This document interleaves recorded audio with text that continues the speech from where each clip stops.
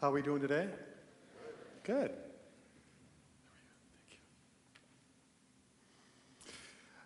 You know, over the last couple months, I guess it's been, I have found myself in a position where I'm with people that don't have much longer to live. They're in the hospital, hooked up to artificial means to keep them alive. And that has caused me to think about my own end times. The other night I was sitting at home and I told my wife, I never want to be in a vegetative state. If something happens, I don't want to be hooked up, or I don't want to be connected to a machine, and I don't want to be getting my fluids out of a bottle. So my wife gets up, she walks over to me, unplugs my computer, and takes my bottle of wine. What's with these women? Anyway, if you're new here for the first time, or visiting us from out of town, we gather together on Sunday morning not to save our soul from eternal damnation. We don't gather together to pray to God to answer our prayers so we can get what we want. We don't pray to God for forgiveness so that we can be relieved of our sins, because all of those things are a figment of an errant imagination from man. They don't exist in God's world. God sees nothing to forgive. God would never condemn us to a mythological hell. God is with us. God is within us. God is our support. God is our power. We do gather together to enrich our spiritual awareness.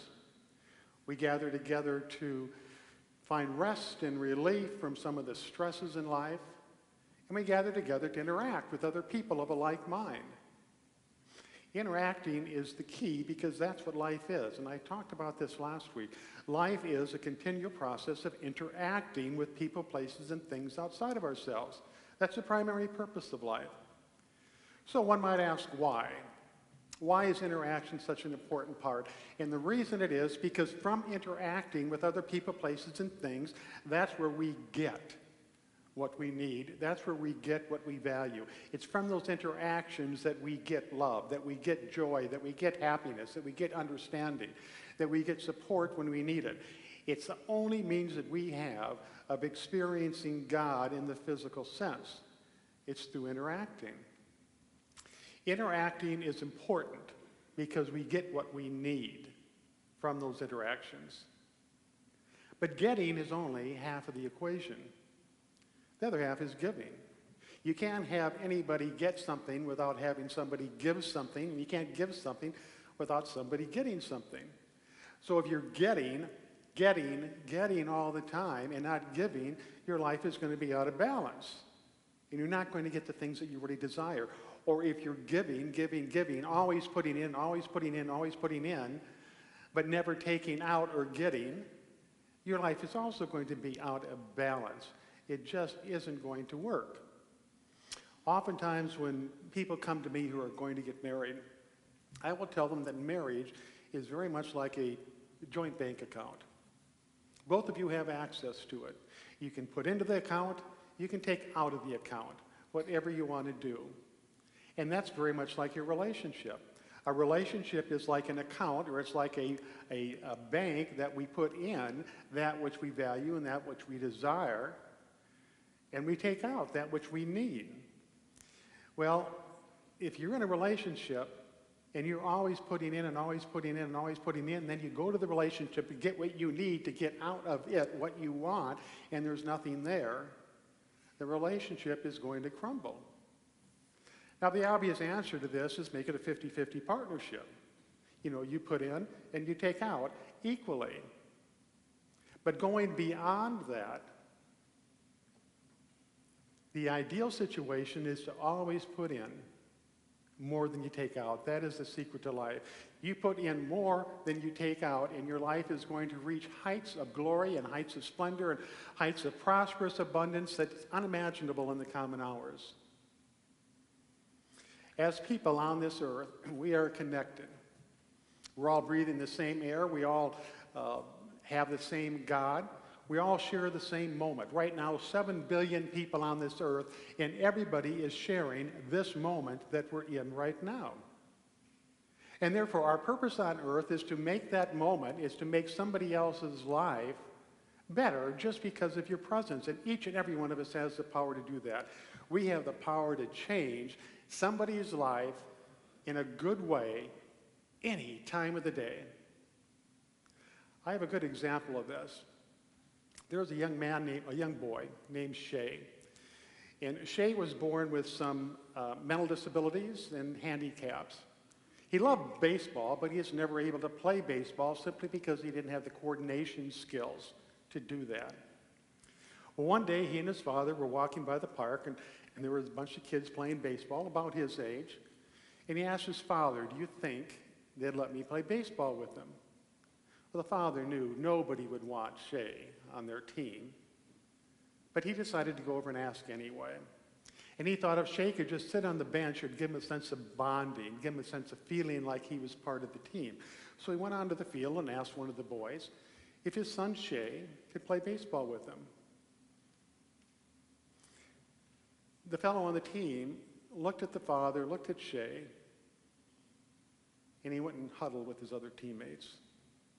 And he came back and he says, "This is the scenario. It's the 8th inning. We're behind by 6 runs. Very doubtful we're going to win this game. We'll let Shay bat in the 9th inning." All went well. But then in the 8th inning, the team gets 3 runs. Now they're only behind by 3.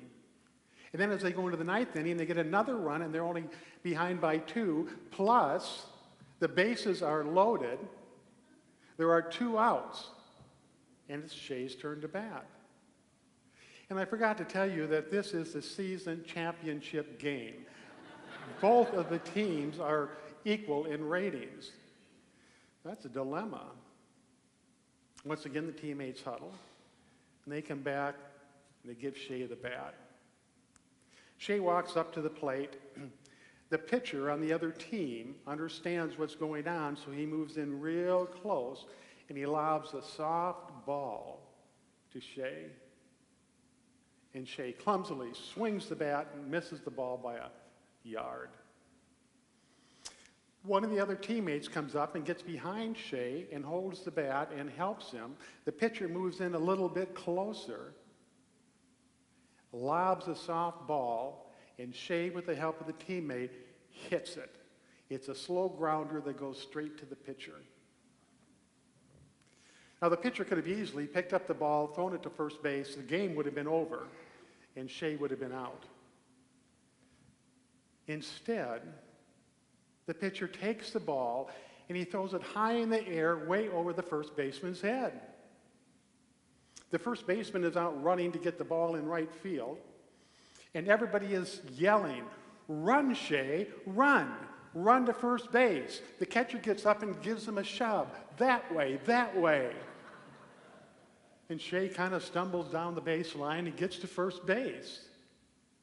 And then the first baseman says, or not the first baseman, but the people yelling, "Go to second base, Shay. He's still out in the field getting the ball. Run to second base, run to second base." Shay runs to second base. By this time, the right fielder has got the ball. He goes to throw it to third base, and he throws it high in the air, way over the third baseman's head. Now, Shay is on second base, and the shortstop for the other team points him towards third base and gives him a shove and says, "Run, Shay, run to third base." Shay gets to third base. The third baseman is still out fumbling for the ball, and now everybody is yelling, "Run home, Shay, run home, run home." Shay runs home, steps on the plate. He wins the game with a grand slam. Members from both teams pick him up, put him on their shoulders, and they're dancing around, praising him as the hero, the one who won the game. Now, when I think about this, when I think about young men and the importance of winning in athletics and the importance of winning the championship, it took 18 young kids to conspire together, to put winning aside, to put the gold trophy aside, to put all the glory of winning aside, and make one single moment in a boy's life that he'll never forget. And I am sure that there wasn't a single member on that team that regretted that move. It's a simple little thing, but it makes a huge difference. And once again, each and every one of us has that same power. It can be just in a moment, or it can be in more time than that, but when we come into contact with other people, we can make their lives better. It can be a simple smile, it can be a pat in the back, it can be a shoulder to cry on. It can be just authentic listening to what they have to say, authentic affection, an authentic compliment of some sort. But in that moment, their day becomes better, their life becomes better for a moment because of you. Now think of that power. Think of the power that you have to change somebody's life for the better, wherever you're at and whatever you're doing. On October 13th, 1984, there was a young girl born in the northern county of Missouri, the northernmost county. I forget what the name of it is. Her name was Emily. She lived on a farm, and they didn't have much money. They were a long way from any other towns, so most of their activities were on the farm, and Emily grew up working hard on the farm. She grew up without a lot of the things that city kids get to enhance their childhood. But as she grew into high school, she had a dream. She had a passion for two things. The first one was to teach kids. The school that she went to, a rural school, didn't give her what she needed to prepare her for college, so that kind of seemed like a long-distance dream.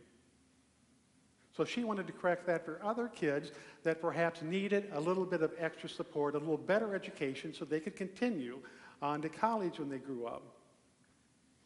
When Emily graduated from high school, she packed up her things, said goodbye to her family, left the farm, and moved to Kansas City. Now, once she got here, the money was short. She lived in a dilapidated old house, and half the time, half the utilities weren't working. She carried down 3 jobs while going to school full-time, and she struggled with school because she wasn't prepared for the courses. She didn't have the previous education necessary to move forward in college, but she persisted. She continued on, once again working 3 jobs. Now, I first came in contact with Emily at the market in Brookside, a grocery store. She's one of the cashiers that checked out groceries. And every time I went there, I noticed Emily, and her line was always much, much longer than everybody else's. If there were 6 people in her line, and there were 3 people in the other lines, and I knew nothing about her at that time, and I just figured, poor soul, she just isn't cut out for this kind of activity. One day as I went to check out, a good friend of mine was at the end of her row. He was 6 or 7 in line. We stopped and talked for a bit. Then I went to the shorter line where I was 3rd in place. Well, when I got up to check out my groceries, I noticed my friend leaving with 2 sacks of groceries. And I thought, how could that have happened? So as I went back over time, I began to watch Emily. And her line moved twice as fast as everybody else's line. If I was 6th in her line, I would get through faster than if I was 3rd in somebody else's line. So I switched to Emily's line. Once I did that, I began to notice that Emily paid special attention to every single person that came through. She smiled at them. She was sincere.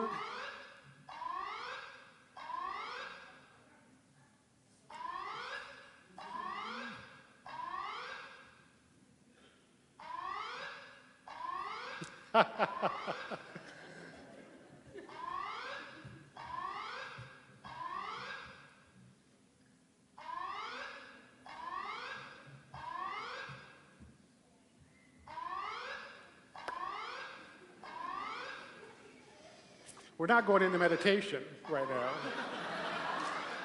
So we do that occasionally for the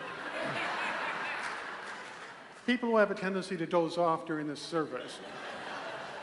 But I have a question for you. This is taped. It is going on YouTube. Do we cut out the fire alarm, or we leave that in there for the people at home? Leave it in. I think so too. Absolutely. Okay, I'm at the grocery store.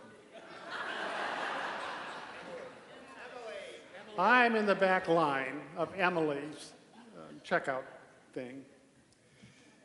And when I get up to her, I've realized the special attention she pays to everybody. She gives everybody a compliment. She gives them a warm smile, and she is sincere. Everybody feels special in Emily's line. So after watching this for 3 years, one day, just out of nowhere, I asked her, "Do you want a job?" And she furrowed her brow and looked at me quizzically and said, "Doing what?" And I said, "Teaching Sunday school at Unity Temple."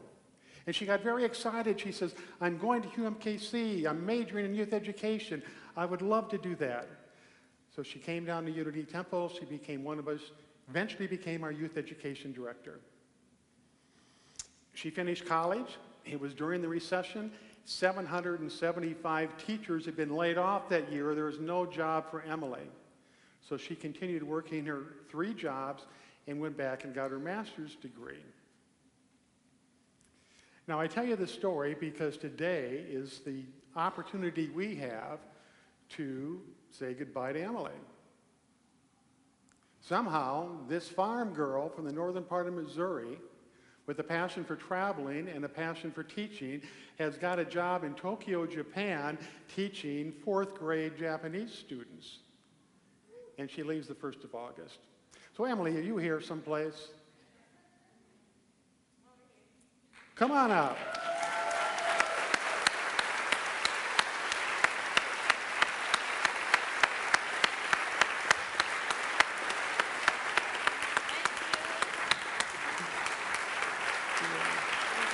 Oh, you're welcome, you're welcome, you're welcome. In the final.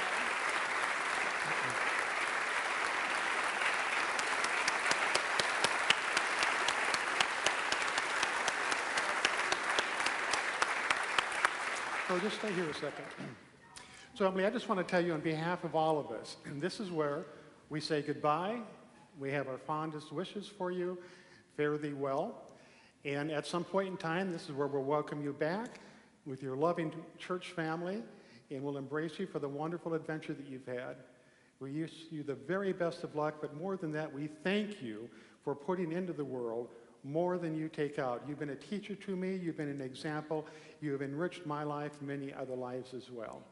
So God bless you on your way. That was great. Yeah, you're welcome.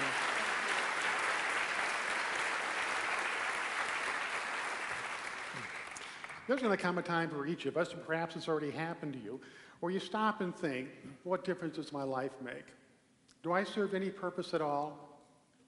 And the big question that comes sometimes to people shortly before they make their transition, was the world better off because of me? Or would it have been better off without me? And once again, when we move to that place where we're putting into the world our good, which is inexhaustible, we put into the world our kindness, and we treat other people the way we want to be treated, when we get to that point where we ask the question, it's going to be a unequivocally yes. The world was better off because of me. That's the power that each and every one of us has. So let's keep that in mind as we move into meditation. The power that you have every moment of every day to go forth and make somebody's life better simply because of you. We'll now move into meditation.